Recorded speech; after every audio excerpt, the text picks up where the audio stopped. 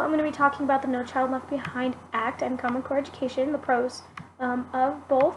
So the No Child Left Behind Act was made in an attempt to level the playing field in public schools as well as keeping everyone up to speed. Common Core Education, same thing, was created in an attempt to keep everything the same across the board, across all 50 states. They wanted to make sure that the schools in America were all teaching the same way. These policies were not a bad thing in their infancy and in purpose, but failed in its execution. So just a brief summary, the No Child Left Behind Act ran from 2002 to 2015. It was originally filed in 2001. The report filed in the House of Representatives describes the 6 requirements of the Act. It reads, the No Child Left Behind Act establishes IA requirements for yearly testing and assessments of student performance, state standards for and assessments of yearly adequate progress, AYP, local education agencies, so LEA, identification of schools for improvement and corrective actions. Number 4, reporting to parents and the public on school performance and teacher quality, eligibility requirements for school-wide programs, and increased qualifications of teachers and paraprofessionals. All of this jargon can be translated as students must be tested and assessed yearly. The states have new standards for those assessments. LEAs are responsible for finding trouble schools that need improvement, reporting performance and quality, adjusting programs, and bringing in more qualified staff. None of that sounds like a bad thing to me. The first new requirement may be the most controversial one. A lot of people argue that more testing does not equal more learning. Without testing, how would schools and administrators track the learning levels of the students? That is the main purpose for this requirement, and had it been executed properly, it would have worked better. The second requirement included the adequate yearly progress, or the AYP. Progress reports on how any business improves, and treating schools like a business should have worked better without so much backlash.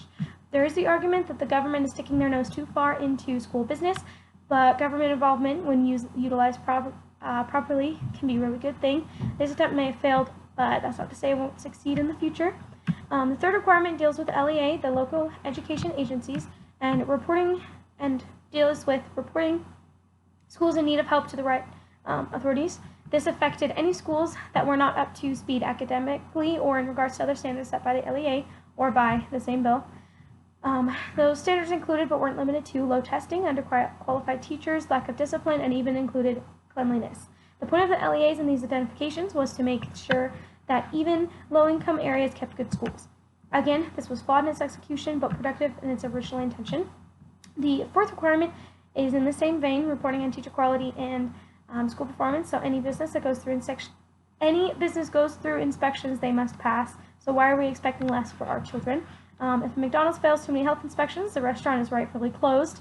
If a school fails too many academic inspections, solutions were in place to ensure the children were still given opportunities to learn. Fifth requirement just deals with school programs, both for privileged and underprivileged students. Good intentions, but failed.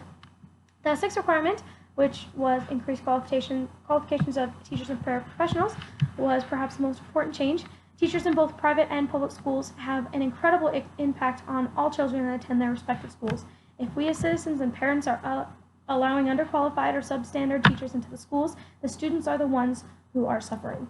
By requiring teachers to be more qualified to teach and to take care of our students and children, we are ensuring a brighter future for the students and for the teachers. Children are our future, and we need to ensure we're taking care of them, both in education and in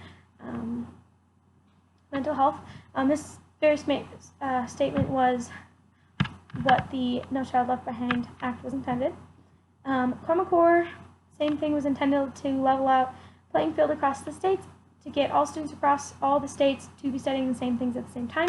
Much like the No Child Left Behind Act, Common Core failed after about a decade due to poor execution. The idea was everyone would be on a level playing field with education, studying the same things same time across the states. So if you or your child, a student, moved across states during their education, they wouldn't be behind or ahead of any other students, that everyone was on the same page.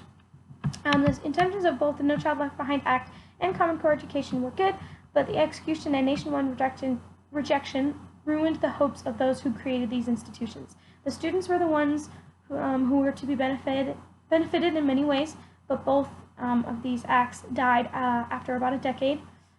Keeping education consistent and safe will never be a bad thing. Fight as people may to keep progression out of America. This applies to many other things other than Common Core, but that's basically that.